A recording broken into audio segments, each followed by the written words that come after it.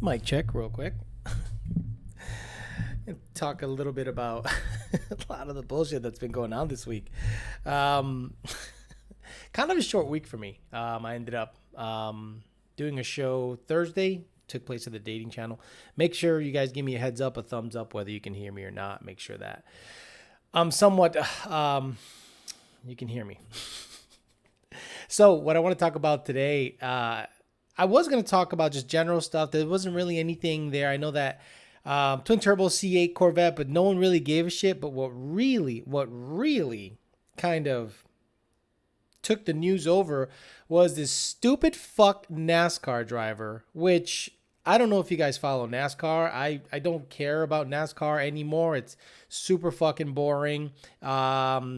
It's shit. It doesn't matter anymore. Like I remember last year, I watched a couple of races and I'm like, man, nobody gives a shit about this anymore. Like even the people, the fans that watch NASCAR don't show up to the fucking track unless it's like Bristol or some podunk track where nothing else is going on and they don't even have a mall. So sure enough, coronavirus kicks in and nobody can race, nobody can do anything. So these these NASCAR drivers are are relegated to iRacing, meaning they basically race online. And what happens within the last 2 weeks that that two NASCAR drivers do two stupid things. One of them was rage quit. This guy named Bubba. That's all you gotta know. Some dude named Bubba rage quit, meaning he was in the middle of a race. Someone ran into him and he just like rah, and I just freaking was done. I was done. He was done. He was like, I'm done. See you later. Bye. And he quit. And then Blue Emu or something like that or whatever dropped him. Like he lost real world money because he couldn't complete a video game. Talk about like career suicide. Then to top it all off, an even dumber motherfucker, which kind of, I wasn't happy it happened, but I wasn't surprised. I wasn't surprised that some stupid guy that sounds like this.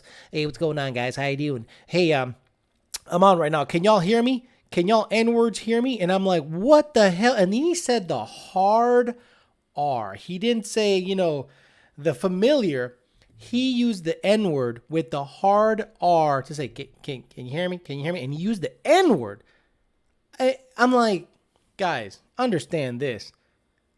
I have never used that word unless I was making fun of someone or something like that. I never used it to just like, hey, N-words, how you doing? And then people that use that word freely and like they have no issue with it, they're out of my life. I don't hang with them. I don't chill with them. I don't do any of that bullshit because you know what kind of person that guy is. You know what kind of person that guy is if he's using shit like that. Now, a lot of people will say, "Oh, are you so sensitive, Alex?" It's not about being sensitive, right? It's about surrounding yourself with people that aren't pieces of shit. And if that word is at the tip of your tongue, it's at the tip of your tongue. I'm telling you, the hard R is at the tip of your tongue. I want nothing to do with you, and I know everything about you. I don't even got to know where you came from, where you grew up, where you went to school, what happened to you. If the word freely flows out of your mouth, like if it's like, see you later, here it is, boom, I want nothing to do with you. So what does this guy do? He says it in the middle of like an iRacing game or whatever, or some kind of online racing game where everyone could hear him. It was recorded. Did he say it once or twice? I don't know if he said it once or did he say it twice. So then he apologizes for it, gets dropped from, I think it's Chip. Look, I don't know shit about NASCAR, but his team owner dropped him. Like a multi-million-dollar setup. This dude dropped it because he wanted to be, I don't know, cool with it, funny. And he lost money based on shit. Look, I learned the hard way of what not to say when you're employed by someone that's on the public side. Luckily for me, I've put myself in a position where I can kind of say whatever I want within reason. But these motherfuckers were legit. We're just saying some stupid ass shit. These guys are multi-million-dollar, I don't want to say athletes, because the moment you tell me a NASCAR guy is an athlete, I got issue with that. An athlete should be able to shoot a basketball, hit a baseball, run halfway decent, do athletic shit. Ain't no way Jimmy Johnson, Kevin Harvick, the only one that was that Edwards dude. That guy, look, he was doing backflips off a car. I said, hey, there's an athlete in NASCAR, but everyone else is a jelly-armed motherfucker that wears a medium shirt and the sleeves are not stretched out at all, and they call themselves athletes. No, you're not. The car is the athlete. You are just the rider. I get it. You steer all the shit. Now, a lot of you are going to say, hey, they're great drivers. I have proof that they're not. That car behind you right there, there. This car right here, I let a professional driver drive it one day. In naturally aspirated form, he somehow found a way to put it up on a fucking curb and fucked up 2 wheels, the suspension, and the quarter panel. In naturally aspirated form, 400 whopping horsepower. This car right here, a professional driver lost control of it, put it up on a fucking island. And I'm like, you're a I don't, what the fuck? I said, dude, just keep it off the books, but fix my shit. But forever, you can't tell me that dude can drive. Forever, you can't tell me that dude can drive because he lost control of a 400 rear wheel horsepower automatic Mustang. Blew my mind. Okay. So every time I see NASCAR drivers, I go, okay, they're good at that. They're good at driving a NASCAR vehicle. And they're probably shit at everything else. Now, there are a couple of drivers that will legit go to a road course and they'd get it. They'd Tony Stewart, Dale Earnhardt Jr., one of the Kyle Busch, a fucking badass in terms of he can road course. But the vast majority of NASCAR people are not drivers; they're riders. They came up with this, the roundy round dirt bullshit. Got used to that. They're pretty. They got seen by somebody and they got put up in there and they did okay. And you put them in a naturally aspirated S197. And say, here you go, I'll give you 5 test passes and we'll see if you can better the owner's time. No fucking way. They're not going to be any better than the owner themselves because they're not used to shifting fast and not used to launching completely different things, but they're not drivers. So when this guy said the hard R, I was like, yep, you stupid motherfucker. And that motherfucker should never drive in NASCAR again. Go race the Chili Bowl or whatever the fuck, some dirt 5, the dirt fuck 800. Go ahead and race that. But don't get in NASCAR and shit. You don't deserve that multi-million-dollar contract because you're stupid. They have handlers. They have fucking handlers, man. People that tell them, hey, I know you're a racist fuck from Alabama, but you need to just shut the fuck up and take this car, turn left 4 times, a bunch of times. 4 times for 1 lap, and do it again and again and again and again. And then when you get out of the car, sip your Mountain Dew, sip it many times, wear whatever hat I give you, say stupid shit, name all your sponsors, thank the Lord Jesus, and get the fuck out of there. What happens when they're left to their own devices? Hard R. Hard R. Unbelievable. John Lund in the house, just checking in when I'm talking about the hard R. John Lund said, if you're going fast enough to turn, you're not going fast enough. Oh, but they go 200 miles an hour, senior. And then they go. Look, it's hard. It's difficult. It's an acquired skill. Don't tell me you're a fucking driver. Don't tell me you're a fucking driver when you lose control of this motherfucker at 400 wheel. Now, if someone that loses control of the red car at 400 wheel can get a contract? Shit. Fuck out of here. Michael Martin says, hello, peasants. Brian Morales says, did you watch the Freedom 500? Of course not. Why would you think I watched that shit? Are you insane? Do you know anything about my channel and wonder if I watched the Freedom 500, the name alone makes me not want to watch it. Okay. And I don't care if it's free, I am not going to watch a bunch of Crown Victorias driven around by yee culture, mud butt 500 guys.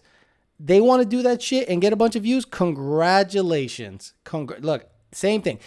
I bet you every single one of those guys in those cars is this far away from saying the hard R. The hard R.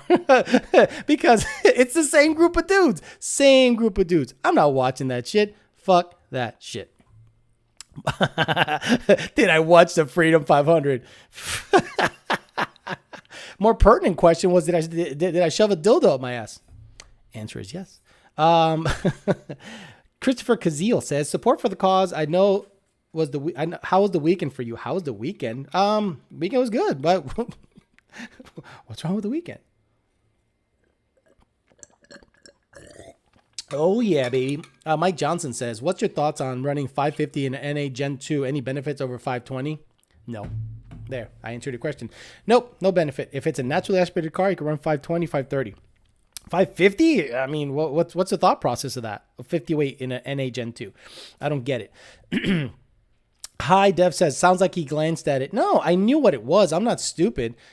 It's that channel with a bunch of redneck retards saying freedom in America. Like, the funny thing about that whole situation is you guys are like, yee and woo woo and all this bullshit. And I'm like, that dude ain't like that. Like at all. And he's cashing in because you guys are like, yeah, that's fucking awesome. And I'm like, that guy goes home and goes, God damn, these are some stupid motherfuckers, but they pay to watch me do dumb shit. Congrats, dude. Great business model. I am just never going to be a fucking clown for money. Sorry, not going to be a clown for money. Fuck all that shit. Yeah, look, if you're around friends, if you have a friend right now and he says the hard R, like it's going out of style, like look at them hard R's and look at this and hard R this and don't hard R rig this. I'm like, dude, if you got a friend like that and you're like, okay, hanging out with them, you're guilty by association. I recently had a guy that just popped off with that dumb shit. He just said just a bunt, and I was like, cut him off, get him the fuck out of my life. I don't want to be seen with you. I don't want to be in the same table with you. I don't want to be in the fucking same atmosphere as you. Fuck you with that shit. Trust me.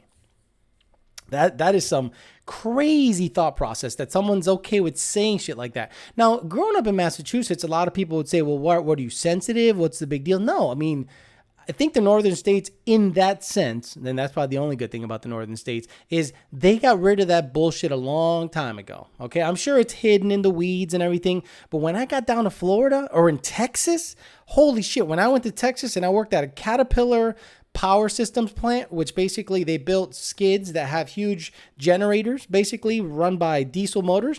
I was doing alternator drives and putting fans on it, just all this crazy shit. The hard R was prevalent everywhere. And I was just like, I got to move out of this motherfucking state because I'm not going to try to change the state. I'm just going to get the fuck out of the state. Now, not everyone like there's like that, but the fact that that's like accepted, I'm like, nah, I'm good. Then when I got to Florida, same shit, but less so. You know, certain people would just say it and I'm like, yeah, I'm good. Now, they're not bad people. I just don't want anything to do with them. I don't want to be seen in the same fucking room. I don't want to be associated. Hey, that's your boy. That ain't my boy. Fuck all that. Oh, man. Yeah, Ford Racing 312 says, you always keep it real, Alex. Now, a lot of people think I'm getting on my soapbox and then just like saying I'm better than you. I'm not saying that. I'm just saying that you're surprised that a guy that runs NASCAR said the hard R. Those guys are robots, okay? People like Jeff Gordon, people like Jimmy Johnson, those guys are absolutely robotic. Hello, I had a great time in the Pepsi Cola 500. I would really like to thank my sponsors, Home Depot. Home Depot is the best. If you want to get the best plywood, the straightest plywood, please go to Home Depot. And then, Jeff Gordon's like, hey, how you doing? Tide is the best. Did he have Tide? Was it Tide? No, someone else's Tide. I don't know. DuPont paints are the best paints. I love DuPont paint and I love Pepsi. It is the best thing on the planet. You ever see at the end of a NASCAR race, what's the first thing you want to do when you got to get out of a hot, nasty, gross car? You get out of it and you're like, I want to take a sip of Coca-Cola. I mean, the moment Coca-Cola hits my stomach after like exercising, I will shit my balls. It would be right on my balls. And they get out of their car. Woo! Yeah, Jeff Gordon, woo! I'm like, and then they put the sodas all over. It's a shit show. So every time I saw that, I would laugh. I'm like, I want to see how many things they would say in the middle of them saying we won the race.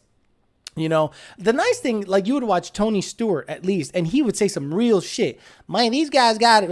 NASCAR's got it all messed up, man. If you wanted us to crash each other and kill each other, we go ahead and do that. But this car tomorrow is junk. You know what I'm saying?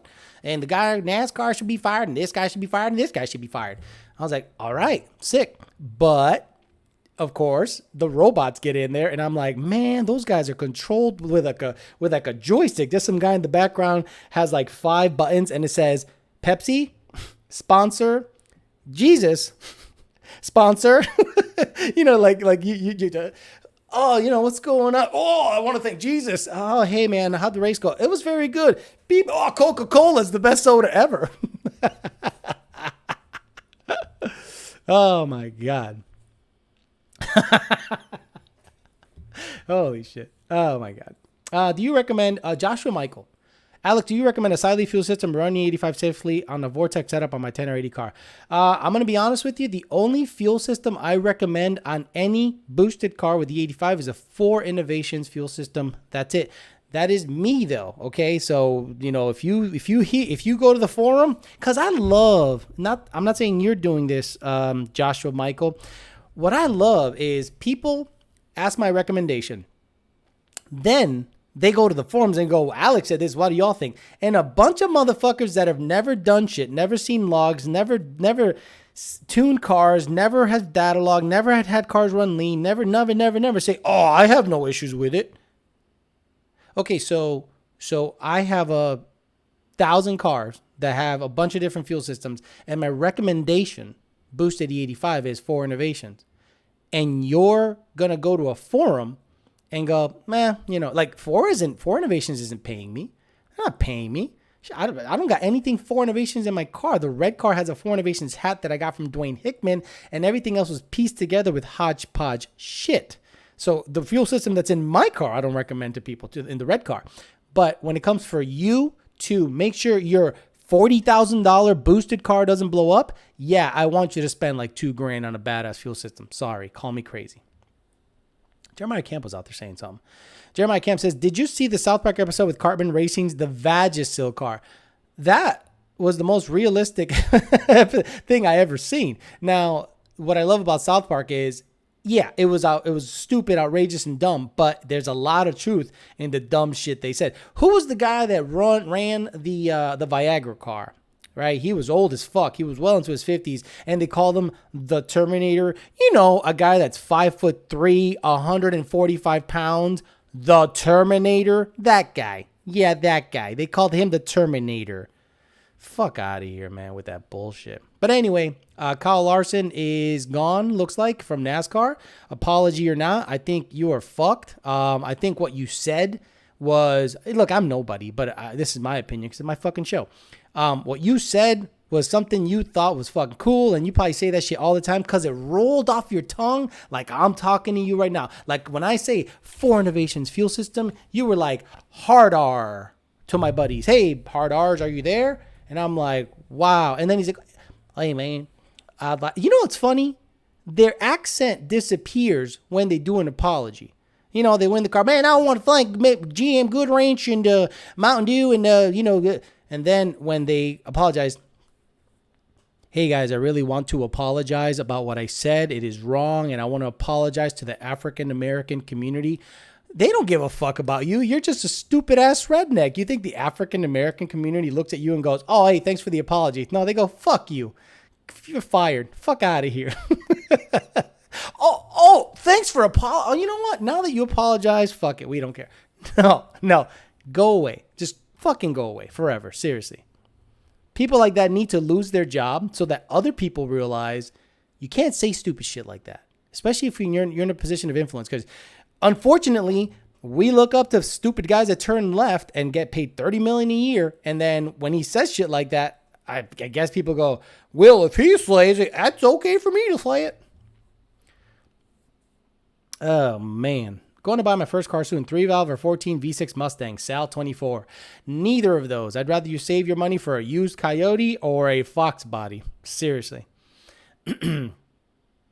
Joshua Michael says, regarding my paid questions at about 800 horsepower. Joshua Michael. No. 4 Innovations fuel system, Joshua Michael. 4 Innovations fuel system. Level 2, level 3, whatever the fuck. 4 Innovations fuel system is what I recommend. I'm not going to tell you what I don't recommend because I don't do the negative sell, okay? I see a lot of guys out there putting their the negative sell is the only thing that sells their product. This product sucks, my product is better, as opposed to just showing why their product is better. But Joshua Michael, 4 Innovations is what I would go with. Now, Deechworks is coming out with a fuel system that I'd like to test out eventually. Once they come out with that, I'll put it in my personal shit, and if it's junk, I'll tell Deechworks, hey, not a fan. Or if it's good and legit and easy to put together and Lund gives it the blessing and it works on my car, great. I will then add another fuel system to my my personal recommended list. But who cares, right? Hey, Alex, Panda here. Got my issue sorted out with Vortex. Looks like it was the plugs. Thanks for your help. I'll hit you up again when I'm ready to bump my boost. Badass. So a lot of people hit me up and they're kind of surprised that I say stuff like, did you check your plugs? And they're like, well, why? They're brand new. I'm like, I don't give 2 fucking shits if they're brand new. I don't give a fuck if you just took them out of the box and bolted them to the car. Check your fucking plugs. Oh shit, the porcelain was cracked on one of them. We do this so often that when we look at a log, we can go, there it is. That's an indicator of this and this and that. I see a lot of guys that are amateur data loggers, which I understand. You want to know what's going on with your car. I totally understand it. But you don't know what you're looking at, right? You look at AFR and you stare down AFR. You're like, AFR is slammed 0.81. This thing has plenty of fuel. Meanwhile, short-term fuel terms are going, woo! They go from 1.0 to 118 in 2,000 RPMs. And you're like, I got plenty of fuel. Because you're staring down AFR, like if that's the end-all, be-all. These cars can trim like 30% before AFR is really affected. So I really wouldn't just stare down AFR and go, car's running great. It's got plenty of fuel. No, these cars can trim. So we want to keep the computer from trimming a lot of fuel one way or another. So if it's trimming in 30%, but AFR is 0.81 lambda, you're running lean. Your fuel rail pressure is dropping. Trust me. Derek Weirs, and thanks for the money, Gursiman. Oh my God, make your names just say G, Gursimran. Gursim. Oh my God, Gursimran Singh. Oh my God. Derek Weir says best meth kit for Gen 1 supercharged, no 85 around. Honestly, Snow and Alki. That's kind of the only one that I know of. I can't say what's the best because I don't know shit about their nozzle design, their delivery method, what difference they have in kits. I'm honestly not up on the meth game, but Snow, and I think it's another Alki. Snow is the one I know that comes to mind. I think Jake uses Snow kits or used. Real Tuners Radio says for no other reason that you're hilarious and also helpful. Thanks a lot, brother. Appreciate the support. Trust me, it doesn't go unnoticed. Celine Driver says, wanted to say thanks for helping me with my probable vac leak on my 18 Whipple car. I know this is above and beyond tuning my stuff, and I appreciate your help. Found an issue tonight. Logged and hoped, and I hope it's fixed.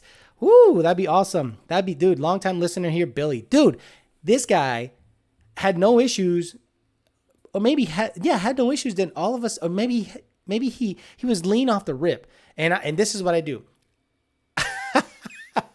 Someone's name is hilarious. This is what I do. I go, okay. You're 50% off. It's trimming 50%. Oh, but air fuel. No, he was good. I sent him a screenshot. It is trimming in 50% fuel. You have a massive leak. What cold air do you have? He goes, the Whipple 123. What injector? He showed me the injector, showed me the bot. I'm like, dude, your parts are legit. You have a vacuum leak somewhere, or you have something routed weird in the catch cans. And you know what? Hopefully, Billy, if you figured it out, I'll showcase it next week and let people know that this is a potential issue that can happen. But I swear to you, based on all of my experience, I literally know that car had a vacuum leak somewhere. But thanks. Hopefully it's all rectified, Billy. Hopefully we get you all squared away and get me that log as soon as possible. John Lund says, missed you last week and you had a flat tire this morning. John Lund, thanks, man. I appreciate it. Thanks a lot. Joshua Michael says, thanks a lot, brother. I just picked up a Vortex system for my 18 Performance Pack 10-speed Mustang. Excited to get everything going. You're going to like the power delivery of a centrifugal and an automatic 10-speed Mustang. It's kind of hard to beat because it stays up in the high RPM range. Wah, wah, wah, and the centrifugals make a bunch of jam the higher you shift them. So it's going to roll out. Some guy's name is this. It says Brett Burke sucks huge dicks. That's his name. So Brett M. Burke sucks huge dicks said, can I run a BAP at 93 with a Hellion on my 19 GT? Yes. Now, I had a guy this morning with an 18 Hellion and a BAP, and he was out at 7.5 PSI. Out of fuel. The car made 720 rear wheel horsepower at 7 or 8 PSI with because he had added Torco and added a little more timing. And I'm like, you're out of fuel, brother. You cannot add one more PSI to this motherfucker unless you get a BAP in it or a D-Works 400 pump or a return style fuel system. You are out of fuel. So understand that you're going to be out of fuel depending on turbo size pretty quickly on that setup. Alex, for the Paxton, I'm looking to do 15. I'm looking to do a Paxton on my 15 MT82, 4 fuel system, E85. Am I okay keeping the 373s, or should I keep my intake manifold for the torque or go to a Boss with the 373s? If you go with a Boss, keep the 373s. If you go with a stock intake manifold boosted, you can get away with a 331 in my opinion. It's got a little more grunt down low, and the 331s are nice and long because once you're rolling, you don't have to go into fifth at the end of the track, and you can stay in fourth gear on a roll race and go well into 140 and not have to put it in fifth. Geo Eagle says, yo, papi chulo. Don't answer Josh Miles' question because he likes to ask 100 times. Thank you. Jorge Castillo says, this may be a dumb question, but I wanted your honest opinion on MMR. My Gen 1 blew and I was thinking to build a complete new motor. The only companies I recommend to build you a motor are L&M engines. And believe it or not, I like, is it BES? Also Will Rollins. Will Rollins builds engines. So Google that shit. Google Will Rollins. It'll be L&M, Will Rollins. I think BES is still on the decent list. And if you honestly, Livernois has nice short blocks. Livernois builds decent short blocks for that power level. As long as you're not looking to make 14, 15, 1600, I think you could stick with a Ford Racing Illuminator, Livernois, L&M. Will Rollins can build your short block. I know there's a Fast Forward Engines place that seems to be pretty good. Honestly, but if you're looking at that company, I really can't talk about that company because I have no experience about that company. Hopefully that answered your question without answering it, brother. Too lazy this week to update my screen name. Brett and Burke sucks huge dicks says, I am too lazy to update my screen name. Christopher Barfeld says, big fan, Alex. What boost control do you recommend for a 19 twin turbo E85 car? Boost leash, e-boost 2, I wouldn't recommend that much. It's really cumbersome and just kind of like, fucking duty cycle and this. I'm not a big fan of the e-boost, even though you can get it to work and it is okay. But a twin turbo E85 car, boost leash, and then if you got some big money, what's it called? The something 2000. Not that it's way too much money, but if you guys know, it's the one they call it the ET maker. Fuck, it just literally doesn't come to mind in terms of boost controller. But boost leash at your budget, e-boost 2 it would be like the one that we run in the Blue Goose and Gray Goose, boost leash, and then any e-boost stuff. Based on my experience, others would say, I have no issues with boost leash. I have no issues with e-boost 2. Alex doesn't know what the fuck he's talking about. He doesn't know shit about turbos. Okay. Zachary Smith says, 2012 Mustang GT stalls occasionally come to a stop. Any suggestions? If it's a TJ67 or a twin bore throttle body like a GT500 or a CJ setup, there are some things that need to happen like idle air. There's a lot of idle air that needs to be added so that car doesn't stall. And we got to make sure the spark doesn't get too low on decel. So if you're being tuned by us, hit us up with a log of it happening and we'll take a look at it and get it fixed up. Carl Sturge says, Alex, not sure if you remember me, but we met at PBH last summer when Christian did the T56 swap on my white 2014 GT. Got a few nitrous questions for you. See, that money right there, you should have just asked the question. But yeah, brother, I met you. I think your car is red and white. Yeah, it's red and white. And you put a T56 in it. Yeah, man, ask away. William Phillips says, I took your advice with upgrades. My true Boss 302 made 800 real horsepower on the 85. Freaking flies. Just like you said it would. Looking at the transmission upgrades, Ben Calimer Stage 3 or Tremec XL Drag Race? Ben Calimer Stage 3. Why? Keep your shifter, keep your drive shaft, keep your cross member. All you have to do is get the trans, get a new clutch, and a new tune because the gear ratios are different. King Yodi 550 says, S550. King Yodi 550 says, hey, Alex, I got a 15 GT with an 18 manifold W47s, Cooks, LTH, JLT 110. Got a tune at a local shop. Big mistake. 441, 400 on 93 octane with an STT. Bullshit. I've had bad throttle response off idle and bad hesitation at 3K. Any advice on how to approach my tuner? Thank you. Tell him to give you real deal numbers because there's no way your car on pump gas made 441 with an 18 manifold. No cams and long tube headers. Sorry, your car did not make that power. Because I have a GT350 intake car and it barely made 400 auto. If you have a manual, you're probably at 420 or 425, maybe 430 on pump gas. If you're on E85, okay. But 441 is a stout ass number on 93, unless he's shoving 35 degrees in the bitch and shutting the knock sensors off, or he's giving you a dyno sheet with STD numbers instead of SAE numbers. And if you have bad throttle response off idle, bad hesitation at 3K, this is what you tell your tuner. I have bad hesitation at 3K and I have bad throttle response off idle, and drop off the car and tell them to fix it. Because you got a dyno tune, right? Dyno tunes are not made for drivability. It's better to have a street tune, right? And then bring the car to the dyno if you just want to do watt hits, because you don't need a dyno at all, really, unless you're ready to do wide open throttle pulls, because drivability 90% of the time is dialed in on the street. Joshua Michael says Matt 60 is slow. Thanks for that. El Coyote says, hey, Alex, any other places besides JPC where I can get a stage 2 turbo 400 for my 2012? Planning on swapping a turbo 400 over 1,000 horse. Thanks, Becho. Anywhere. Any speed shop can hook you up with a turbo 400. You talk to Brian at Finish Line Performance, right? You hit up Brian. Brian and Beefcake are like, they're always together. So if you can't hit up Brian, hit up Beefcake and say, hey, I want a turbo 400 setup for this much power and this converter and this and this and that. Beefcake has done that. Brian at Finish Line has probably done the work for Beefcake. So hit up either Brian at Finish Line, Beefcake, or hit Carolina Speedworks, or hit C&D Auto Tech, or hit up Evolution Performance, or hit up any fucking shop that deals with Mustangs. Loveless Speed says, love the channel. Thoughts on a Gen 2 Coyote 6R80 swap and 88 Fox? My 5 was a little tired at 294, looking for reliable power. That's what I literally have in my Fairmont. It's a Gen 2 6R80 swap with a 4R200 hub. Badass shit. If you can swing it, please guys, do not do anything but buy a Ford Racing control pack to control that. Do not take a car apart from the junkyard, because people have learned the wrong way, and that's understandable because we do this based on experience. Don't take your car from the junkyard, use the existing wiring harness, send the computer off to get pads off, and hope it all works in the car.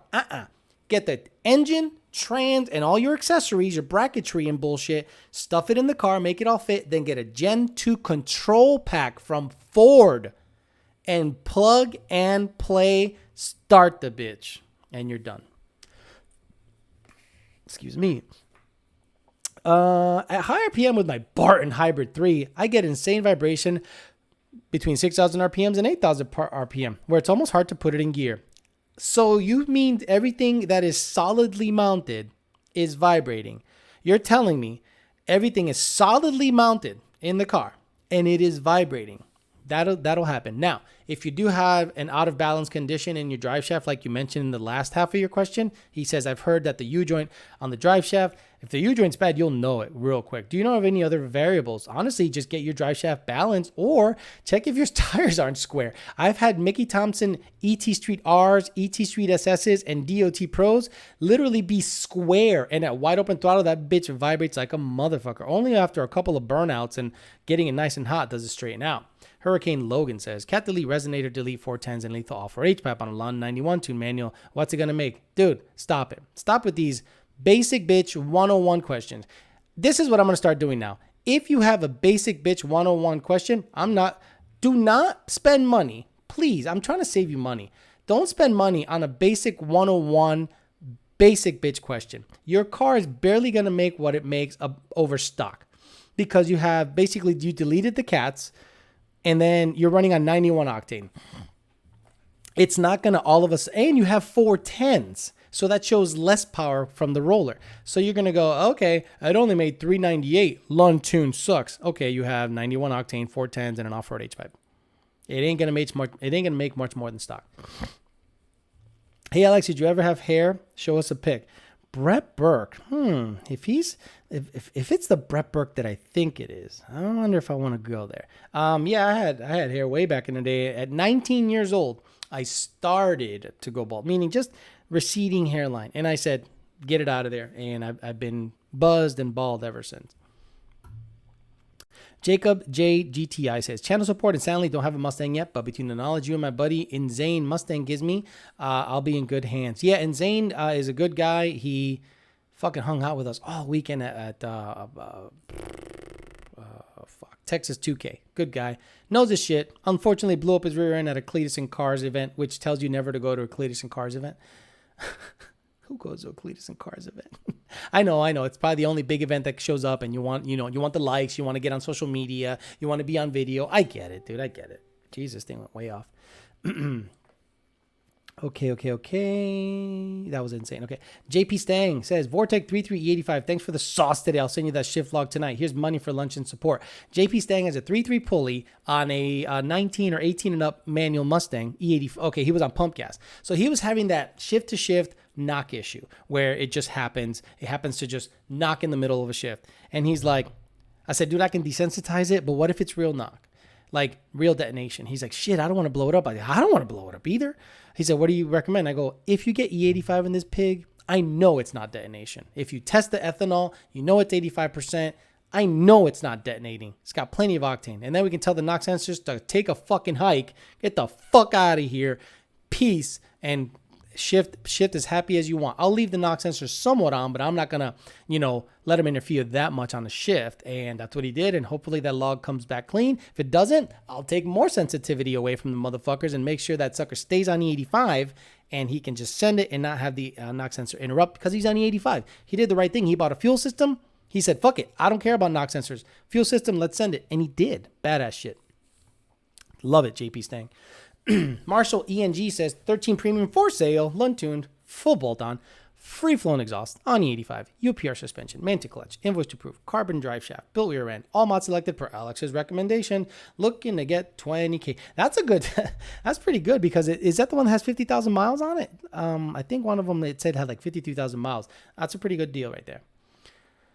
Ruslan Z says, I'm sick of the false knock sensors on a Paxton 2200 14 GT 700 horsepower 93. Is there a form to sign? I have a gen block ready to go in boom gen 1 boom gen 1. So basically, yes, we will send you a disclaimer saying you have knock sensor activity. It could be false knock or it's real knock.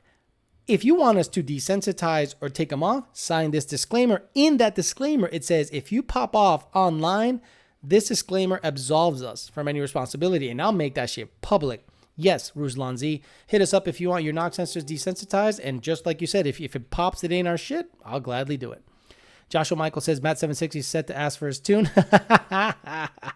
Hey, tell him to give you this tune. I'm like, holy shit, you already have that tune. Carl Sturge, and what's the next guy? Oh, yeah, Carl Sturge says, Nitrous, god damn it, let me turn this off. This thing is going way the fuck off. Shut up. Everyone's friend requesting, and I'm never going to accept any friend requests unless I shake your hand, so it's not going to happen.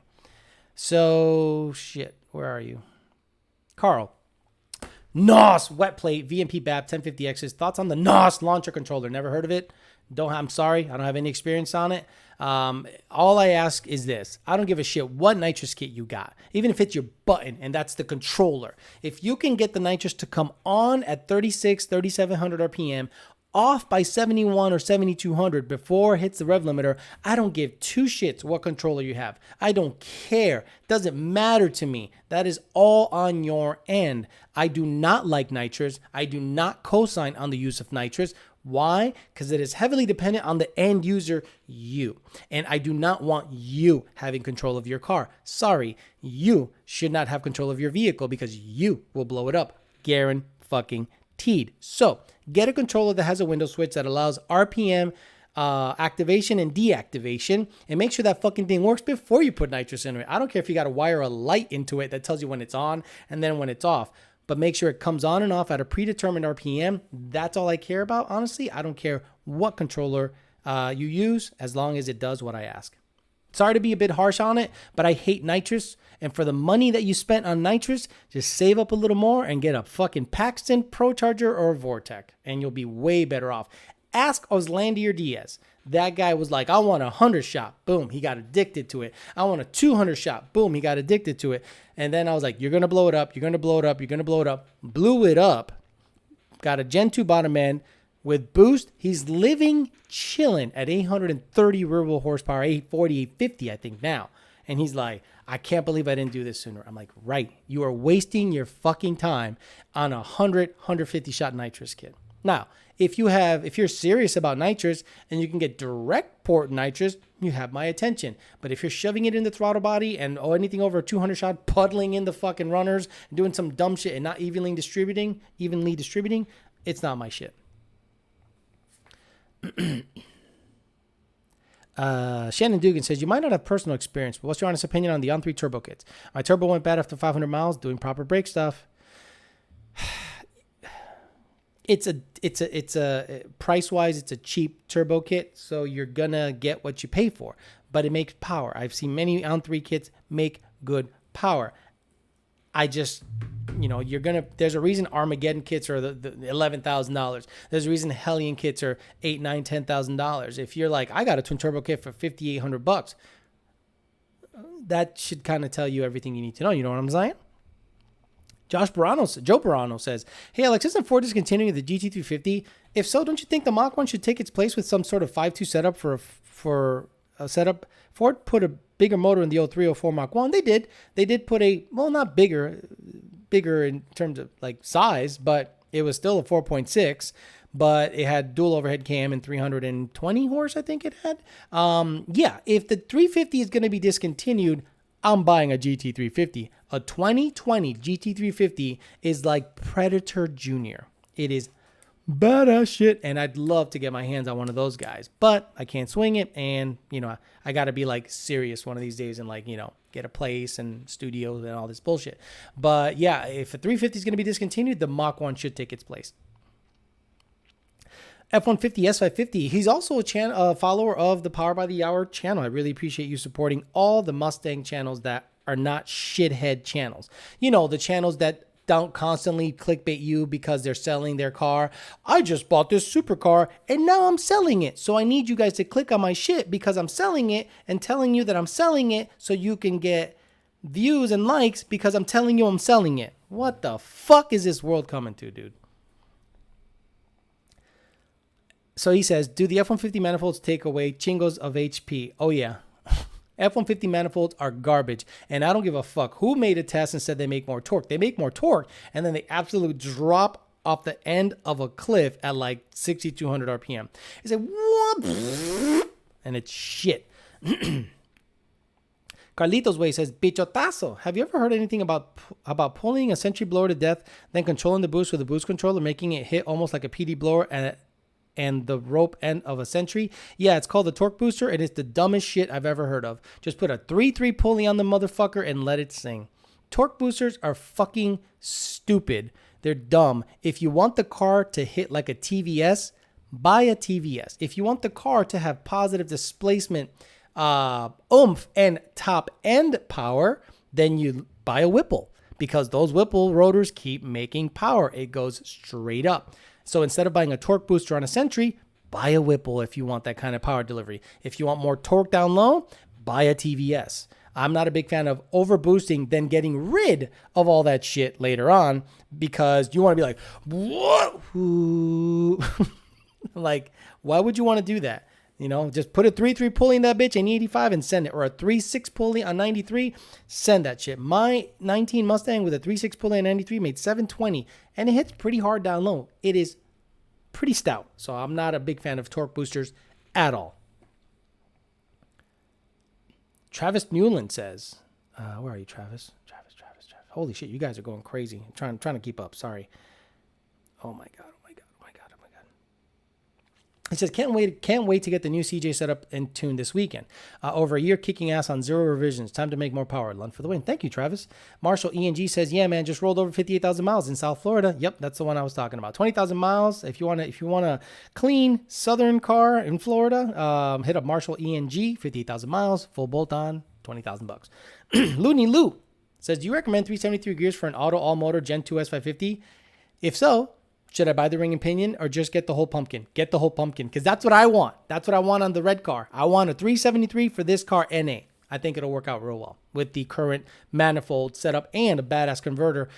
Launching it is going to be, it's going to launch hard, so I got to make sure I get a drive shaft, all that bullshit. But yes, I recommend you just getting the pumpkin from a performance package car.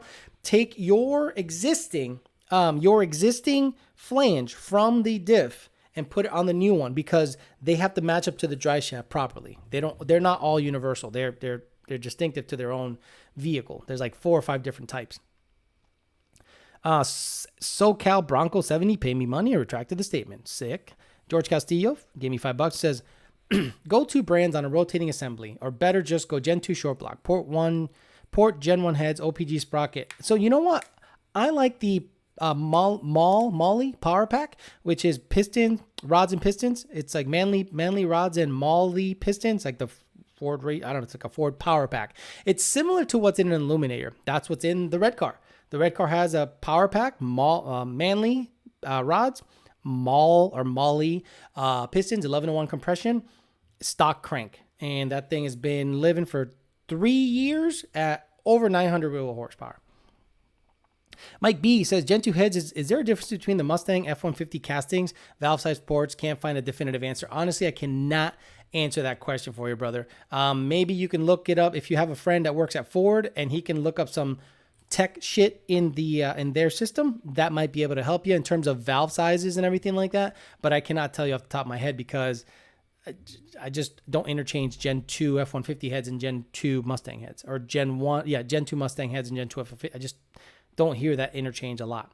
Preston Stevenson says, hey, Alex, I just bought a McLeod's RXT clutch kit today. I was wondering what the main difference was between sprung and solid clutch kits. So a sprung hub has little tiny springs in the hub, and that is made for vibration, meaning quiet. The thing's just going to be quiet, right?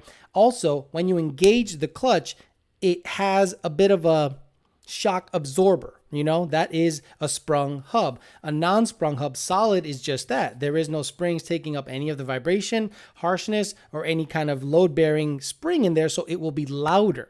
Okay, that's pretty much it. I wish I had a clutch disc in front of me and go, this is a sprung hub, and this is a non-sprung hub. But literally, one has springs, the other one doesn't.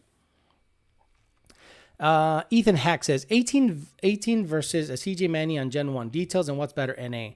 I think an 18 manifold is better NA all around, unless you're going max effort, right? What does max effort mean? Cams, big throttle body, E85 or an exotic ethanol fuel, revving it to the moon, ported heads. That's the only time I think you should buy a CJ manifold, when you are going to go all the way. Aside from that, Boss Intake ported, 18 ported, it's going to do pretty damn good and not cost nearly as much. I'm doing a Gen 3 Coyote swap in my 88 coupe. What should my first mod me to make a little power? Get a good fuel system in there, a good fuel system in there, and get a ethanol tune, get an E85 tune. First of all, get it tuned, then get E85 in it. It will wake the car right up. Trust me. In terms of bolt-ons, not much, honestly. You're going to be, the car's already treated just like an 18 Mustang. What do? They do an intake, they do headers, and then they do maybe porting. So treat it the same way. But usually the 18 guys go E85, and that's the biggest kick in the ass they can do. GT Frank 50. By the way, Renner 595959, good luck finding a control pack. Ford Racing sold out of those control packs. You can't find them anywhere. But if my opinion, wait on that control pack. Don't try to wire it yourself. Please save yourself a ton of headache. Wait for the control pack. 16 PP1, which means performance package 1. Manual. What rear gear do you recommend for roll racing? The stock 373 or 331? Do I need a tune for a rear disc swap? No, you don't need a tune for a rear disc swap. 331 for roll racing. Just some channel support. Scott N gave me some Canadian money. I'd much rather give you the money than pay to watch the Freedom 500. Thank you. The Freedom 500 is exactly that. Now, I understand. People will probably be like, why are you dogging that channel? I'm not dogging the channel. It's just I would never watch that shit. I wouldn't watch Teletubbies. I wouldn't watch some guy iRacing. I wouldn't watch NASCAR drivers racing on the computer saying the hard R's to all of their friends either. So you're not going to catch me watching them. You're not going to catch me watching the Freedom 500. It is just not my demographic. I'm excited to finally load your tune tomorrow. YDBR? YDT Yellow Douchebag Racing? Mike Bravo. F-150, S550. I only really follow this channel, your dating channel, and PBH. The tuner and parts supplier. Smart. Finally, got my swap rolling. Selling Dakota some logs tune. Badass shit. So look at here. Cuban Coyote. God dang. First time you ever say my name, and talking about the engine. I got a brand new long block before I put my blower on. When should I change my first oil? Right now. On the 85, you should change it pretty early on to make sure any gook and shit from the assembly process is out of there and you got some fresh shit in there. Swapping to 331 gears. Do I need to do a crank relearn to correct? No, you don't need to do a crank relearn to correct for gears. Just make sure that the speedo is working properly and you have an N gauge so you have the ability to correct your gear ratio on Gen 2 only with an N gauge. And thanks for the secret sauce tune. Cuban Coyote says, gave me $100 freaking. Holy shit. Thank you very much, man. I really appreciate it. Hey, look, I hope your car's starting better. I sent you a tune with more crank fuel. If that still doesn't cure the crank issue, put a check valve in the fuel system. I think it's depressurizing and taking forever to get to the injectors. Mr. Nitrous says, you trust redheads named Tiffany's with Nas and dildos? Nas dildos. I don't trust any redhead named Tiffany. You know why? Because that's probably the perfect girl. Tiffany's are so bad for me that I just can't avoid them. So if there's a redhead named Tiffany, I'm fucked. I got to just run away from her. David Zaremba says, any idea how much a stock 18 clutch can hold? About 720, 730 wheel, like mine. Approximately, which one to upgrade to? I'm on a Pro Charger setup at about 9 pounds of boost. I'm at 12 pounds of boost, and I think you're okay for a little while, dude. I mean, I'm on a 20-inch drag radial, and, you know, that thing's 21,000 miles, and I beat it like it owes me money. And so, I mean, I think if you're going to upgrade the clutch, you should upgrade to something pretty badass because you're boosted and you don't want to put the clutch in there a bunch of times. I love Mantic clutches. McLeod clutches are also popular, but I'm a Mantic guy, like ride or die Mantic guy.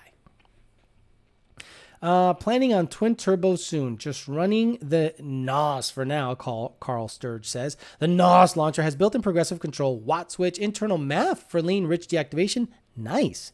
And possible to tune during remote session. That's on your end, dude. That is on your end. I don't have the ability to look at that controller. If it's that complicated, if it's progressive, that's great. Just have it come in progressively at 3,500 RPM and up and off at about 7,200 RPM. That's about it. That's really about it. We have things in the tune that quote unquote protect the vehicle when it goes lean, like basically commanding a lot less timing when it hits a certain target or certain air fuel ratio, and you'll feel the car nose over. So hopefully by that time you're letting off the gas. Oh, but I got to win this grudge race. Fuck that. Not at the cost of your motor. Jesus. John Paxton says, hey, Alex, I have a 14 full bolt-on E85 50 with ported Boss manifold. I want cams. Next, should I go CJ first? Plus, what are your thoughts on a ported Boss? I would get cams on the ported Boss and see how the car does.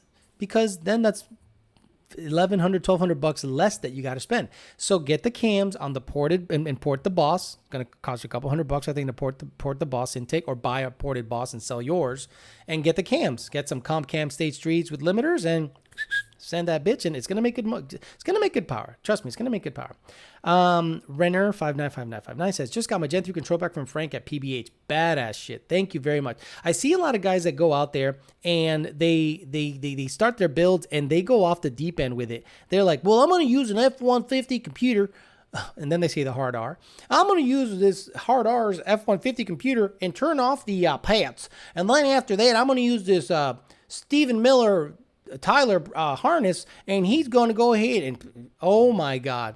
Hey, Power by the Hour, I used all the wrong parts. Why don't it start? It don't even start. It don't do nothing. Oh, yeah? Oh, I used all the wrong parts? Well, fuck me. Fuck me in the ass. Oh, I got to spend the money on the control pack? $1,800? I should have done that in the beginning? Fuck you. Goes on the internet. Fuck Power by the Hour. I'm gonna... Cuban Coyote says, yup, starts way better with an ass load of crank fuel. Badass shit. Give me a video, and if I can make it better, I'll make it better, brother. All right, back to the peasants' non-essential questions. That's the other thing we've gotten in the tuning queue this last couple of weeks. People that are home, non-essentials, the non-essentials, are out there tuning their cars, and oh my God, they can't read. They need their hand held through everything. They need to be told once, twice, 3 times what to do. I'm like, guys, in the tune, I sent you instructions, and they're so explicit. If you see the instructions that Lund Racing provides customers for flex fuel tuning, it's 2 paragraphs or 3 paragraphs, very explicit. And you know what grinds my gears the most? When I get an email that says, what do I do now? I say, read. I reply, read. Oh, but I need you to tell me what to do. Can I call you? Hey, man. So I didn't read anything that you had showed me in the email. But before I have you go any further, let me tell you everything about my life. So I was born to a I was born to a deaf mom, and she didn't really listen to me. So that gave me mother issues. So then I started going, hey, man, I'm just going to go off on my own. And anyway, I got a Fox body one time. I got some 1.6 Scorpion rockers and a Holly 650 double bumper. It's much better. The vacuum secondaries are shit, and they just sit there forever. No, we're not doing this. Full auto GT. Alex, is it worth adding a 1-piece drive shaft to an 18 full bolt-on auto? Yeah, absolutely. Take that rotating mass away, and you're going to have a little vibration, just slightly, very slight. It's not going to be as smooth as stock drive shaft, but it'll transfer the power better and less rotating mass, so you're effectively going to go faster. Bitch out.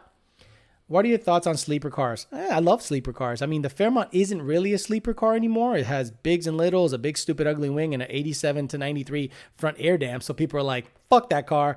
That car looks stupid. We're going to leave it alone. So it's not that sleeper anymore. It's hard to make that car a sleeper. Jorge Campillo says, hey, Ale, currently have a flex tune on a 19 GT. Will I need a retune if I want long tube and FFE?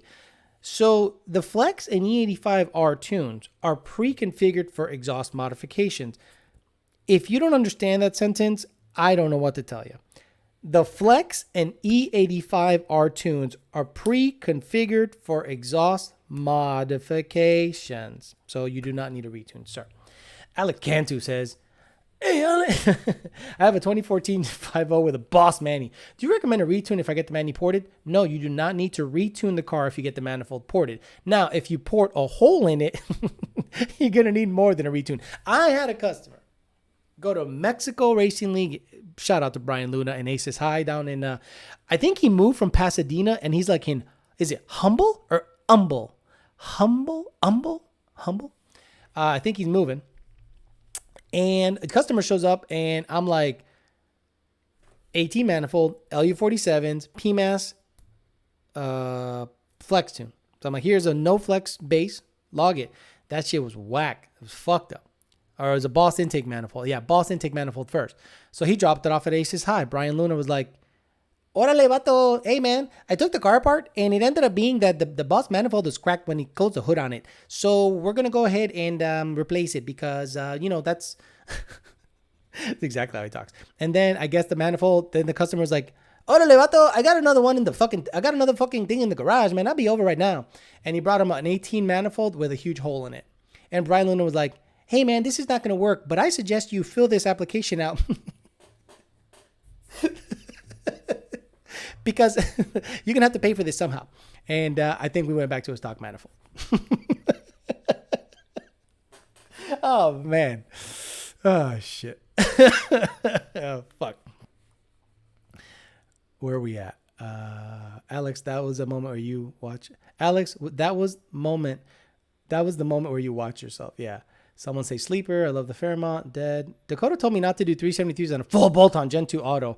You recommend 331s or 355s. Cars is roll raced a lot? Yeah, 331s if you're going to roll race a lot. If you're just going to make it a dig bitch, 373s. Fuck it. Dig bitch, big stupid slicks, street race, trans brake. I'm going to do 373s in my red car and send it. But if you roll race a lot, 331s or 355s, sir. Kyle Brandon, Kyle Brandon must be loaded because every week he gives me $100, and I'm gonna stop giving Junior money. Fuck all that. That's my money. Shit. He says, because he gave me $100, I'm gonna skip the last guy. Alex, getting paid today. I guess everyone got their stimulus checks or the memo to support their tuner. Huge shout out to John Jr. for helping me find the cause of my rough idol. Listen to your tuners, people. They will not steer you the wrong way, and stay away from the forums. I had a guy today that Brandon was tuning, and he's like, Lund won't respond to my logs. Right, it's 6:30 at night. Oh, is this? And then he goes to the forums where nobody knows anything. Guys, understand this.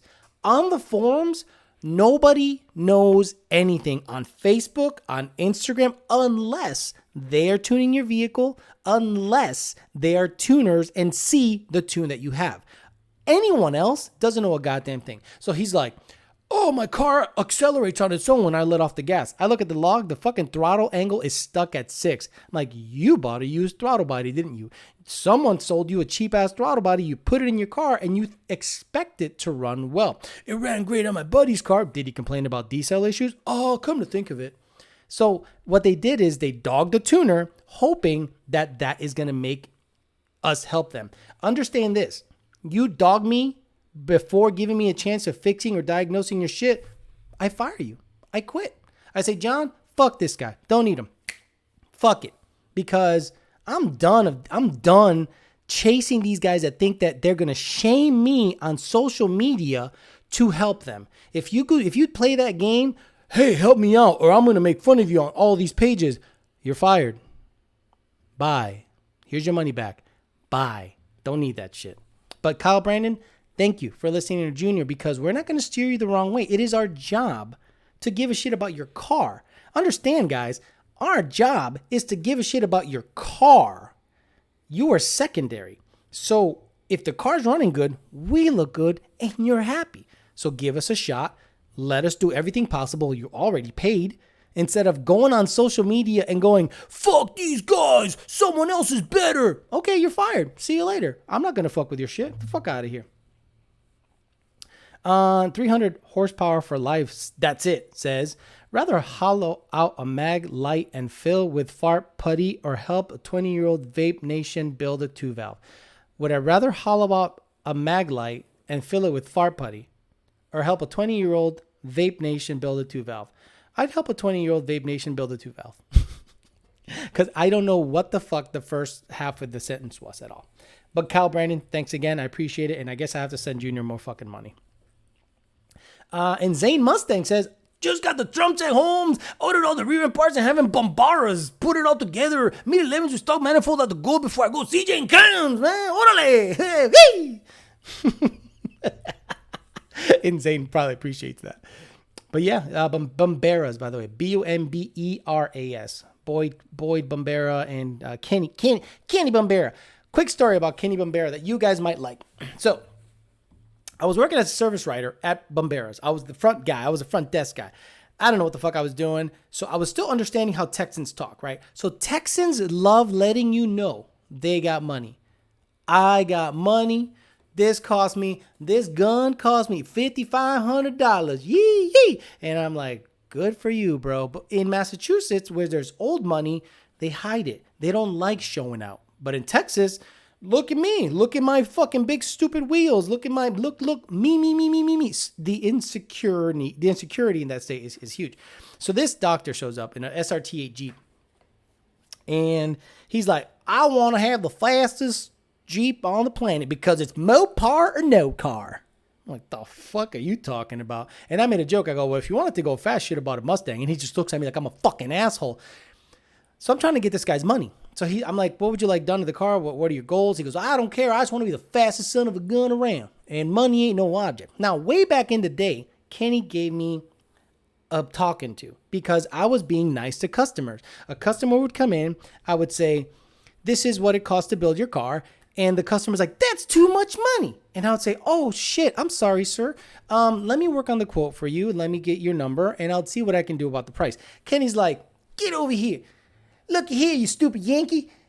If they complain about the money, you're like, get your broke ass out of my shop because it costs money to run this place. You see all these cars around here? You see this light and this rain? It costs money. So it costs money. So you give me your money. So get him the fuck out of here. And I was like, what? He goes, yeah, if they come in here and complain about money, call them a broke ass mother. Get them the fuck out of my shop. So I thought he was being dead serious. So this doctor is like talking to me about the car, and I just kind of gave him a very general quote. I said, well, you're looking at about a $15,000 build. And he's like, boy, what you think I'm made of money? What do you think? You think I'm stupid? You think I'm stupid made of money? What do you think I am? And I'm like, well, sir, if you're broke as fuck and you don't have any money, you can go elsewhere. You know what he did? He left. And I'm like, holy shit, he's going to shoot me. He's going to ride with a horse in this motherfucker and just, shotgun me to death. He's going to shotgun me to death. And you know what he did? Came back with an envelope full of cash of $15,000. He goes, I want it done in 2 weeks, boy. Got his money. That's how you got to treat him. If you're in Texas and a Texan complains about a bill being too high, say, oh, you ain't got no money? Oh, you ain't got no money? Then get the fuck out of here with your broke ass. And then they get mad because they don't want to be known as broke. Oh shit, I don't want to be the guy that doesn't have money. So then they go get money. And the build magically gets done. 88 Old Cutlass says, hey Alex, thoughts on methanol? It's bad. Meth, like meth injection or like water meth? Methanol, look, it's a good way of getting extra octane in there and cooling, and you can make good power if you inject it in the right area, meaning it's like nitrous, right? As long as it makes it to the cylinders evenly, I think it's a very good idea to use meth as a octane adder, and you can just shove a bunch of timing and power and cooling. Kyle Brandon says, Alejandro Flores, please keep $50 for yourself. Yeah. I will. I PayPal Junior $50 last week, so I'll pay him $50 again this week. He just buys bangs with it. The drink. Tucker Huff Sletter says, on a Gen 2 with a stock manifold, would you recommend, in your opinion, a cold air open style with a bigger MAF housing or a sealed cold air with a smaller MAF housing than open style? Thanks, bitcho. On a Gen 2 with a stock manifold, I recommend an 18 stock cold air intake. It's bigger than stock. It's closed lid. That with a free-flowing, like a drop-in filter or with the filter off at the track, performs really well. Lean and Leon says, Taquache, cuh. Badass shit. Samuel Aldridge says, true, Alex, I'm from Texas, Galveston, Texas. Oh, Galveston, Texas. So I love the beach. So when I moved to Houston, I'm like, me and my girlfriend, I was like, let's go to the beach. She's like, yeah. So we drive to Galveston. It was like waves of mud. I go, wait, this is the beach? Yep. It's just waves of mud. It is gray. It is like silt from Louisiana just made its way into like Galveston. And on the way to Galveston, it looked like there was just crackheads everywhere. And I was like, yeah, we're not going to be here long. Michael Hubert says, yo, that bang shit is bad for your heart, Bicho. Tell Junior I don't drink that shit. I used to. Clean 93 GT says, Lund Racing, Steeda just released a new cold air intake for the 1820 GT. It's an open box design. Have you seen it? And does Lund have a tune for it? Clean 93 GT, we're going to get our hands on one. We're going to do some vetting. We're going to see how it tunes, and we're going to see if it performs well, and we'll have a tune for it, of course. Donnie Dixon says about Texans telling them that they're broke, whatever. He goes, that's honestly how it goes. I go, yeah, I figured that out really quick, and I made that company good money. While I was at Bomberas, we made good money. It was like crazy. He's like, I need you to make me $10,000 a day. And I somehow made it happen. I mean, he had a lot of back projects and shit. I'd call people and I'm like, your build is literally like 3/4 of the way done, sir. And the $15,000 you gave up front, that has long since run out.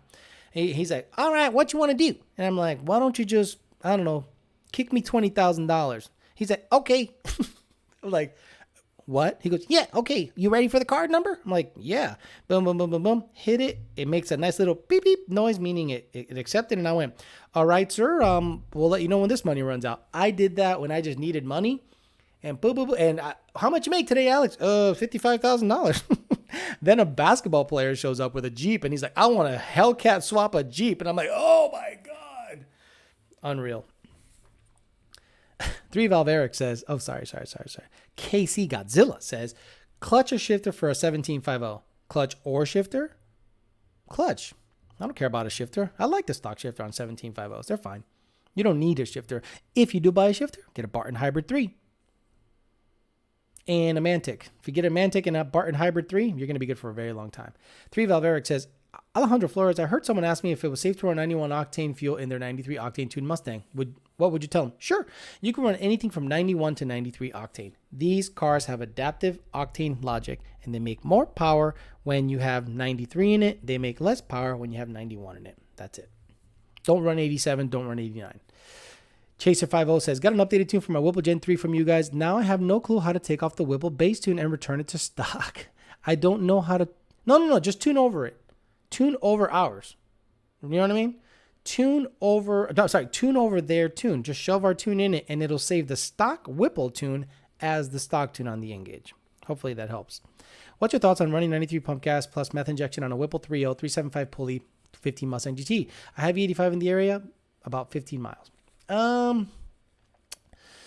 It'll definitely help with the cold, the air charge temps and octane.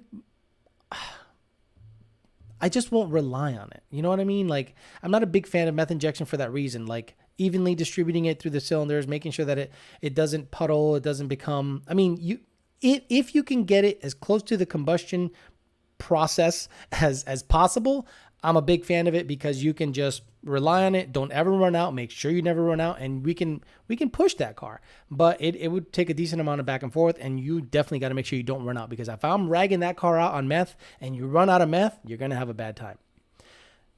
Tucker Hofstetter says, do you think it's worth it going to a stock 18 cold air on the stock Gen 2 manifold or right onto a Gen 3 manu? Why can't a CJ fit under the hood? Yeah, exactly. If you get a Gen 3 manifold on a Gen 2, use a Gen 3 cold air on that Gen 2, basically making it an 11-to-1 compression 18 Mustang. That's it. That's it. Thomas Cooper says, I am trying to get 1,000 rear wheel horsepower on my 14 GT500 with a 4... My GT500, you better have a built bottom end.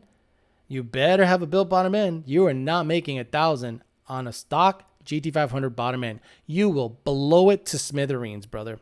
850, 875, maybe touching 900, but 1,000, nope. Sorry, I highly do not recommend that. But he's asking about the injectors, and he's running E85 also. Yeah, I mean, 1300s and 4 Innovations fuel system is enough fuel, but you don't have enough rod. You don't have enough rod for that motherfucker. Hey, Alex, going to be installing a VMP Gen 2 on my S197. I have the monoblade from my CJ setup. You recommend the VMP Twin 67 or monoblade for an 82mm setup. Twin 67, you're not making enough boost to make that big of a difference with a monoblade. And the monoblade, if it's working properly, right? If you have a properly working monoblade, you can use that. But for your 82mm setup, all you need is a Twin 67, in my opinion. Siphon X says, Alex, thinking about getting an Engage from Lund. I have a simple 15 GT PP1 6 manual with a cold air intake and a catback. Do I need custom tuner, or you guys pull from the past car tune with similar mods? Honestly, Siphon X, you get a Lund Racing N-Gauge, you tell us your mods, and we tune it for your mods. So your car will get a tune for the mods that it has. We're not just going to take some hack shit and throw it in there. We do have pre-configured files that we call base files. We throw in there, you data log them, and we adjust. And 9 times out of 10, your mods are one and done. Here you go. Send a log to verify, and you're good to go. Can you run some E85 on the stock tune 15 GT? No, Epi Gomez, no. Alex, is the RXC that bad on the MT82? Yes. I am planning on going Mantic when I do my Paxton build. Just curious if the horror stories are true or if it's the NDMFs. Any clutch that is not stock is going to raise hell on the MT82. The MT82 is not bulletproof. The moment you get a better clutch in that thing, it's going to show its weak spots real quick, whether it's McLeod or Mantic. I think McLeods are more harsh on the transmission than the Mantics. Thomas Cooper says, Alejandro Flora, it's fully built. Okay, yeah, so you 1300s and that for Innovations fuel system should be close to, actually 1300s, because you're pulling a supercharger at the same time, so you have some parasitic loss. It'll be close on fuel, but I think you'll be okay. At 1,000 horsepower, I think you'll be okay. Michael Charlton says, Alex, you hit over 700 viewers earlier. I did? Oh, awesome. I didn't. Honestly, I'm just answering. You guys have been amazing today. The chat revenue is stupid today. And I'm just trying to get all the paid questions so I don't miss anybody. And when I have a chance, I sprinkle in some of the non-essential questions, a.k.a. the peasants. But I love you guys. Eric V says, yep, my RXC blew my third gear. Got a T56 now. Nice. Michael J. Armstrong said, ain't enough. Y'all gonna get gapped by some clapped out fox body. Pull out those credit cards. He's not wrong. Midlife Crisis says 16 ported with an 18 intake and Lund 85 tune with long tube headers and cats. PMS Manuel Trans Daily Driver. Any other mods you do before boost? Random best of 1185 at 118. Ported 18 intake, Lund 85 tune, long tube headers, cat PMS. No, honestly, long tube headers. Yeah, long tube headers is probably your next bet, right? Because I don't think you mentioned long tube headers in there. Oh, no, you did. You did say long tube headers. No, you got it all, bro. It's time to, you already got E85 in that bitch, too. Yeah, dude, it's time for boost. That's your next mod. Boost. Warren Howard says, my current setup on my Midlife Crisis Mustang, Midlife Crisis Racing, weight reduction. A shit load of weight reduction. Take the front sway bar off, gut the bitch. That's the next mod you can do. Warren Howard says, my current setup on my 19 manual is an Edelbrock 2650 with a 3-inch upper, stock lower, and I have the Edelbrock cold air intake. LU47 BAP, free-flowing exhaust, 93 tune, and 87mm throttle body. Why didn't you get the 103, man? Would I benefit from the 103? That's his question. Yes, get the 103. You will benefit from the 103, Warren Howard. Absolutely. That blower needs air. Give it air. How many miles is too many miles to add boost? 70, 80,000 miles. I would not recommend boost. To add boost. If it already has boost, then ride out. But if you're at 80,000 miles, about the last thing I'm going to do is add boost to that car. How many miles? Oh, he already said that. Big Daddy Trucker says, Geeter done. With the hard R. When I get my download bucks, I want to use that Edelbrock 2650 with Whipple throttle body. Ooh, F-150 SI50. You might be in for, we'll see. I want to get that car running. I want to become the quickest, fastest 6R80 blower car, period. I think it's like an 840. So I want to be the quickest, fastest 6R80 blower car, period. And I think that's like in the 840 range. Or factory trans, 6R80, anything blower. Because the turbos are, in the 7. So I can't hang with those guys. So I got to have some micro record to hang my hat on. Abel S550 GT says, Alex, rookie question. Used to reading short-term fuel trims on the SCT. New to the N-Gauge, which it shows on percentage. Percentage-wise, what's the best way to read it? Rookie question. Hey, Abel, you can select short-term fuel trim bank 1, short-term fuel trim bank 2 in the gauges select screen. And make sure you also select long-term fuel trims and bank 1 and bank 2. So short-term fuel trim is what's happening right now. Long-term fuel trims is an average what's been happening in that range for the life of the tune. So those have a lot to do with each other. Don't just go by short-term fuel trims. Now, at wide open throttle, long-term fuel trims stop reading, and your short-term fuel trims are the only ones that are really doing anything. So at wide open throttle, you can just stare at the short-term fuel trims if you want. At cruising, idle, and transition, you should look at both long-term fuel trim and short-term fuel trim. Oh, Ham says, Alex, I own a 2000 BMW 540. Which shop anywhere across the nation do you trust to completely swap the Gen 2 Coyote or a Gen 3 with a 6-speed TVS 2650, 750 raw horsepower? C&D Autotech, Evolution Performance, Power by the Hour. Mikey might do it. But man, that's a project and a half, brother. But if you hit a PBH, Mikey might do it. But not at PBH. PBH ain't going to do that swap. Mikey might do that swap. Flatline Performance. And what's the other one? Finish Line Performance, I think, can do it. I don't know if they will do it. Chuck, C&D Autotech, Evolution, Carolina Speedworks. All them guys should be able to do it, brother. Hopefully that helps. Keith Ray, look, it says March bonus. Keith. John's going to cut you a check for about $31,000 fucking dollars. And all you can give me is $3, you cheap ginger fuck. What the fuck is wrong with you? You build a badass twin turbo car, make $30,000, and you sit your ass home 40 weeks out of the year when you're not racing. You build one rig, you plan out the wiring on one rig, and you give me $3. Shit, I can only afford a Mercedes-Benz Cup. I need to afford a Mercedes-Benz. All I can afford is the Cup.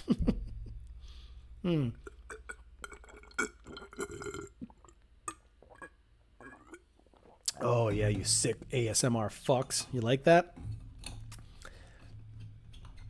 Coyote Car Guy, what's up, brother? Hey, Coyote Car Guy in the house. Love that guy.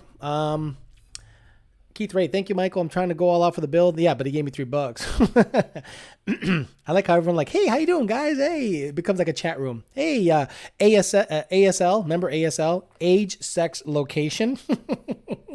23, male, Texas. Predator 2650 on a Gen 3 Coyote. What say you? It's a TVS. It's basically an Edelbrock, but maybe not as cool. But it'll make jam because it's a 2650 TVS. I would treat it exactly the same. But thanks for the money, Keith Ray. F-150 SF50 says, just let me know, bitch. I'll let you know. You'll be the first to know. If that thing comes off the car, I'll be the first to let you know. Eddie Edmond gave me $5 for no reason. Chasers50 gave me $5. Said, tried loading the new tune, but it says flash aborted, calibration changed. They didn't send the .dle file in my ticket. The .dle file is just a data logging file, but calibration change means that you probably got the car flashed at Ford, right? Meaning you went to Ford, they did something to it, maybe, and then they updated the tune. So then that means that now the N-Gage is not married to the vehicle, or you didn't unmarry that N-Gage from its previous vehicle. So let us know in the ticket what the screen says under the tuning status. So go to tuning status, take a picture of that screen and say, hey guys, I have a calibration changed, tuning aborted, prompt. This is my tuning status screen. What say you? And hopefully we'll be able to figure you out, brother. Abel S550 paid me $5 more and says, Alex, what's considered rich or lean or a sweet spot at what percentage wise? Negative, positive. So I don't like the car at wide open throttle to trim more than 6 or 7%. More than 6 or 7%. If you're in the 4% range, meaning it's trimming in or out 5 or 4%, that's pretty tight. If it's trimming 5, 6, 7% in or out, I would have the tuner look at it and touch it up. Or you have a vacuum leak, or you're running rich, meaning you might have a non-ethanol fuel in the car if you're on pump gas. Hopefully that answers your question, sir. 5.0 gave me money for no reason. I appreciate that. Michael Caparelli says, hey, Alex, another methanol question. Where would you locate the nozzle on a Roush S550? Thanks for all these fans. Keep it up. Good shit. Caparelli, because he's Italian, Godfather. So honestly, the only place you're gonna be able to do that is right in the cold air and squirt it in the bitch, unless you're gonna drill a hole somewhere in the lower manifold, which you're not gonna do. So I would definitely try to do it in the cold air somewhere, and you're gonna have to play with the settings because you can literally put the flame out with too much water meth, and not enough will just not have the desired effect. So it's gonna be in the cold air, just like a nitrous line. Lean and Leon says, I saw Lund's car at 1320 Fab. What classes is he going to run? Looks great. He's going to run the fuck your ass up class. The fuck your record class. He's going to run World Cup, probably Street Fighter class, the street car class at 2K, or some X275 bullshit. But it's going to be on a 17-inch tire, so it's just going to be his car to fuck shit up with. He ain't looking to run classes. He's going to go, I'm going to go low sevens in the blue one, and I'm going to go well into the sixes in the gray one. He's finally starting to swing his dick, because a lot of people were out there saying, y'all ain't racers, y'all ain't racers, y'all ain't racers. Okay, now we're fucking racing. And now we're setting records. That's really all we want to do. We don't give a shit about winning a race. There is no money in racing. If you take your car out to NMRA, NMCA, and campaign it, you are losing money. You're doing it just for the love of the sport. Lund Racing is not stupid. They're not going to just keep losing money nonstop. They'll go to a rental, run their number, and go, quickest and fastest anywhere, go fuck yourselves. 5.0 says, Carol effing Baskin. Carol fucking Baskin. You see this right here? Carol Baskin. It's her fucking fault, Carol Baskin. I love the Tiger King. I can't wait till if they do a movie, they better do it justice. They better not fuck it up. They better get A-list stars, act completely fucking stupid with Tiger King. Him killing lions and shit. Like the thing should start with like Matthew McConaughey just like blasting away a fucking tiger. Pow, pow. Fuck Carol Baskin. Big Blue in PA says, maybe a silly question, but I have a 93 tune by you. And if I wanted to get the Flex tune and R tune, would it be $250 or $400? I click on just the tune option and it says $400. Is this correct? No. Hit me up in the ticket, Big Blue in PA, and I will send you a link. And in that link, it is a tune upgrade link. And then you just hit $200 for Nitrous or E85. Tell them you want the Flex and E85 option, and they'll give it to me, and I'll get you the tune. Tucker Hofstetter says, would you get a Gen 2 or Gen 3 Coyote F-150 and why? Gen 3. 12-to-1 compression, 10R. If I'm going to race it, Gen 2, 6R, master race, and a big turbo. TDM says, I'm new to your channel, but I love your videos and you're hilarious and educational. Headers, free-flowing X-pipe, and 93 Lund tune with a manual. How much horsepower? So basically, if it's a stock 16, it looks like you have an S197. So 93, free-flowing exhaust, headers, probably 410 to 420, maybe 410, 415, 410, 415. That's a good number if it's a manual. Any recommendation on local machine shops, incoming build, Carlitos Way? Honestly, depends on what you want to do. Different machine shops do different things. So honestly, I can't answer that question. It's like local machine shops to who? You, me? I don't know. Like engine shops, L&M, BES, Will Rollins, Fast Forward Engines. Need an honest, non-biased opinion. I'm looking into getting a new car, and I'm torn between a Scat Pack Charger and a 5.0. What's your opinion on performance and mechanics? Two different cars.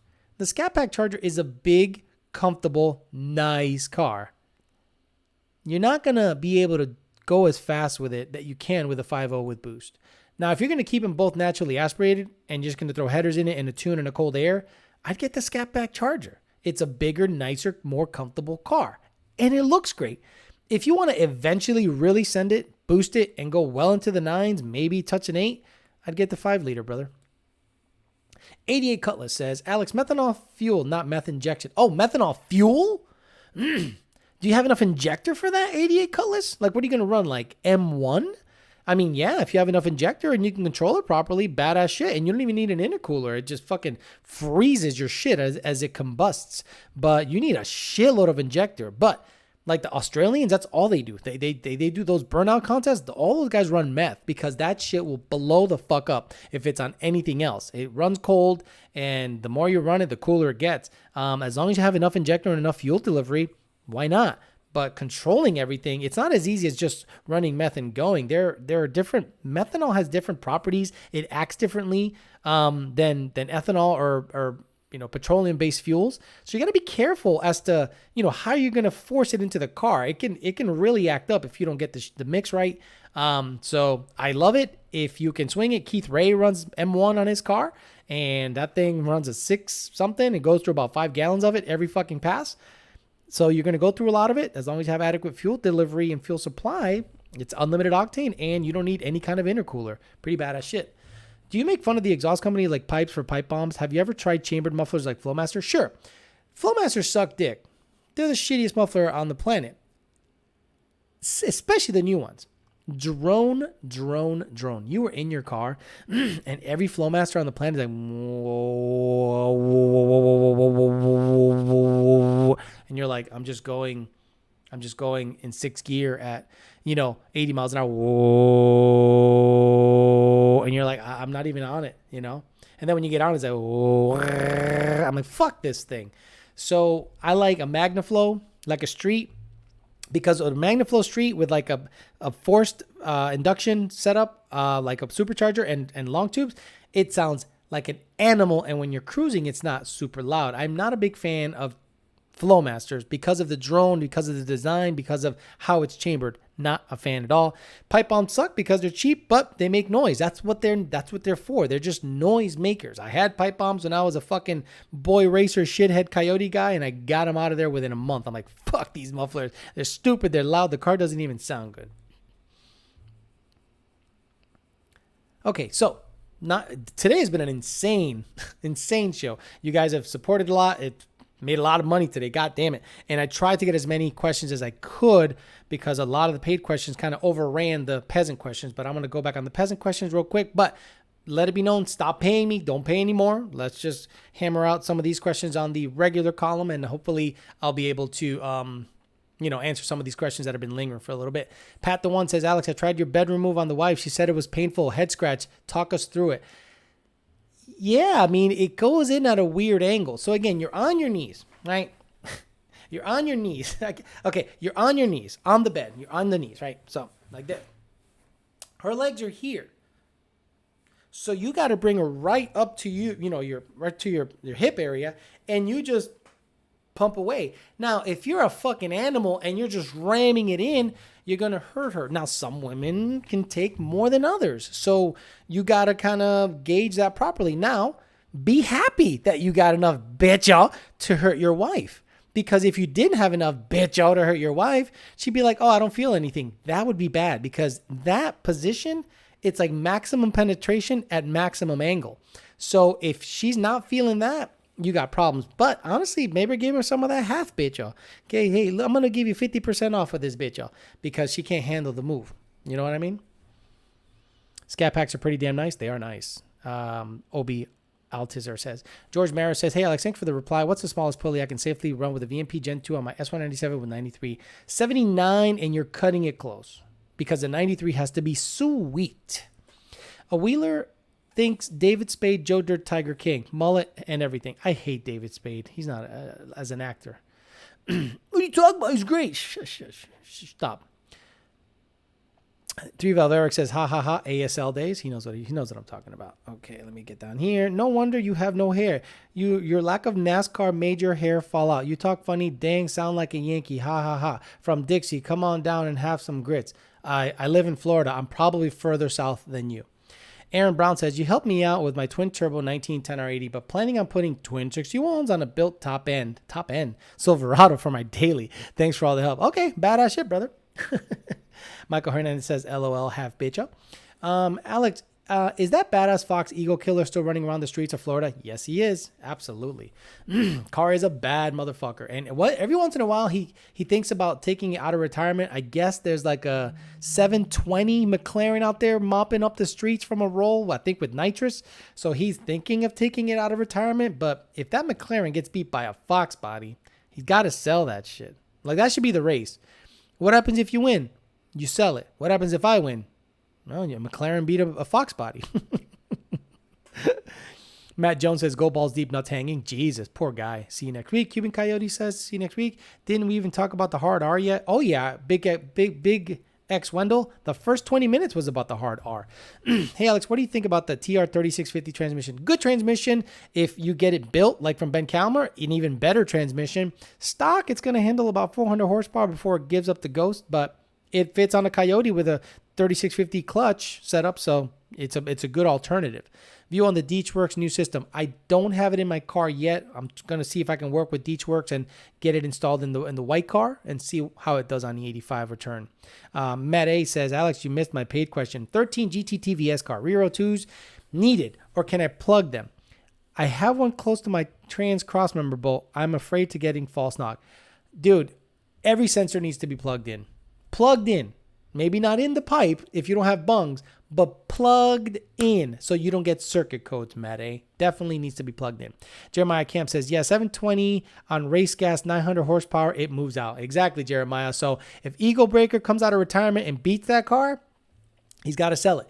If not, what are you going to do? But I hear that car rolls out, and my car ain't got shit for it. I'm not even considering the Fairmont. The Fairmont just does not hang with little light cars at 900 horsepower. Michael Martin should just give you mine since I never use it. Great show, Alex. Fuck, I missed it. Big X Wendell, once the show's over, wait about 15 minutes, rewind it, and you'll hear the first half hour or so. Alex, did you see that tuner called us Lund pole smokers? Yeah, whatever, dude. He called the customers Lund pole smokers. He doesn't go after us directly because it's not a smart business move. It's really not. But I did see that, Michael Charlton. It was kind of funny. Pat the One says, Alex, any numbers tuning a 7.3 F250? I'm not touching that shit. If Junior wants to take that shit on, take it on. What are we going to tune? F250s all of it? No. What are we going to open our tuning queue to? We're trying to close off EcoBoost Mustangs. Now we're going to open it to 7.3 F250s. Whew. Copacetic Lifestyle says 1213 Boss 302 or 15 to 1750 boost and roll race. Which engine holds more power? Both are going to hold about the same power, but a better buy is a 13 Boss 302 because it's going to be worth more money down the road and it is lighter. I love the Boss 302. Okay, let me get the hell out of shit. Force Fed Coyote says, hey, Bicho, about to order my Luntu with N-Gauge. Any chance you can tune it? Can you make it happen? If you request me, they might bring you over to me, but if I get requested so much that I'm overwhelmed, Nardi or Tyler will give it to someone else.